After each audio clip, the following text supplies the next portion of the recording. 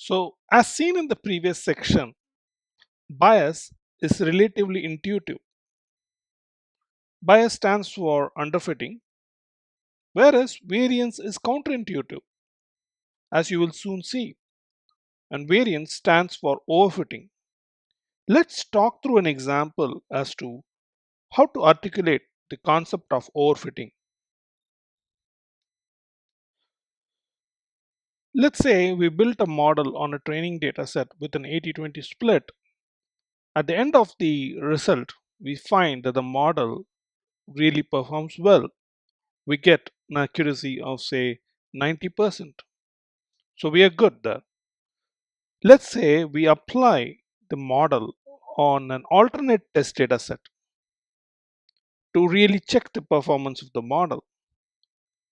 And what you observe is the model performance really falls flat. The model is not able to predict the survivors in an alternate test data set. So what does it mean? It means that the model has overfitted on the training data set that you have trained against. So how do you solve this particular problem of overfitting? So let's go through this workflow to have a better understanding of what is overfitting. And in this particular workflow, I have a training data set which I've split into 90 and 10. I train it against the 90% of the data set and I validate it against the 10% of the data set. On top of that, I also have an alternate data set which I'm going to use to apply it against the model which is getting trained. And then I will go and see the performance of that particular model. Now, before we go on to that particular step, let's just look at the performance of the training data set. And not that this is a great model, but then this is a hypothetical scenario. So what you get is an accuracy of 0.86 and then a precision of 0.714, a recall of 0.455, and a F1 score of 0.556. Now, I wouldn't say it's a great model, but from a hypothetical standpoint, this seems to be a good result. Now, the next step that I'm going to do is I'm going to apply this model on the alternate data set, and I'm going to see the performance of the model against the alternate data set. The way I'm going to do is I'm going to pick the score model, correct? And I'm going to get the data set from here, pass it onto the score model. I'm going to pass on the trained model onto the score model. And then I'm going to pass on the results of the score model onto the evaluate model. Now, let's rerun this particular workflow altogether and let's compare the workflow results from one workflow to the other workflow. So let's compare the performance metrics against the training data set and the alternate data set.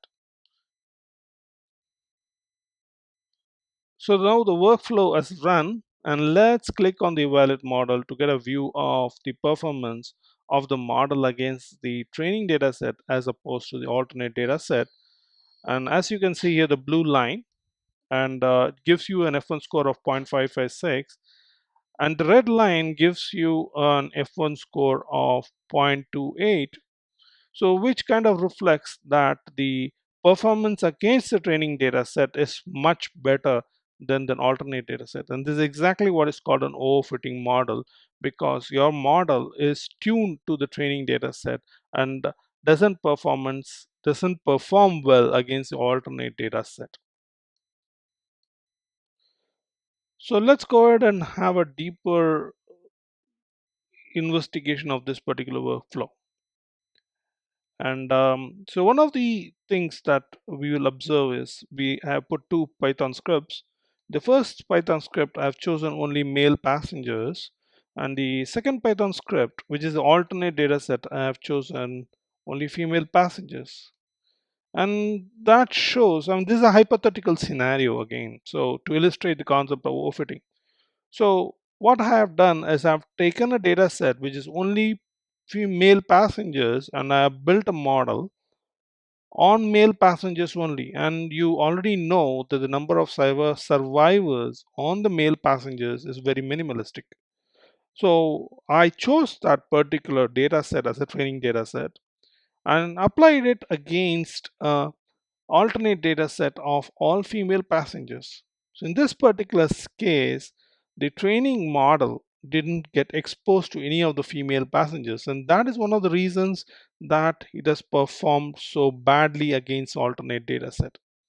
So how do you correct this problem? So the way to correct this problem is to observe the split and observe the distribution of that particular data set and make sure that you have all kinds of data points in your training data set.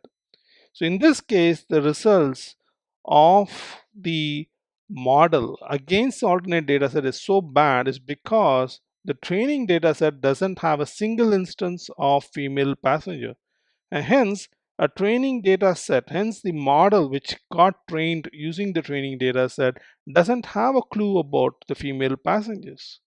And when you apply that model against the alternate data set, which is full of female passengers, it is caught by surprise and hence it is not able to perform well.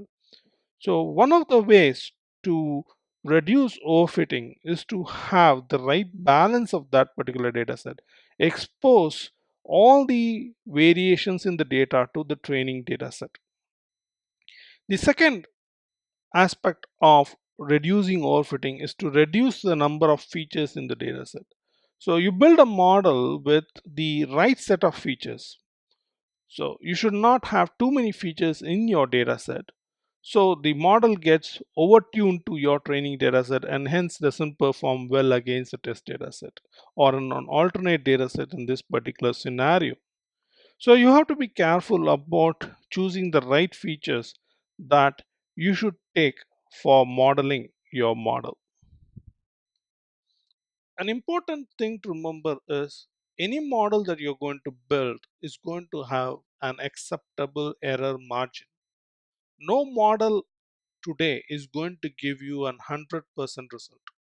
And if you have built a model which has a 100% result, then there is something wrong with this particular model that you have built. So you have to investigate deeper into understanding why is this model giving you 100% accuracy.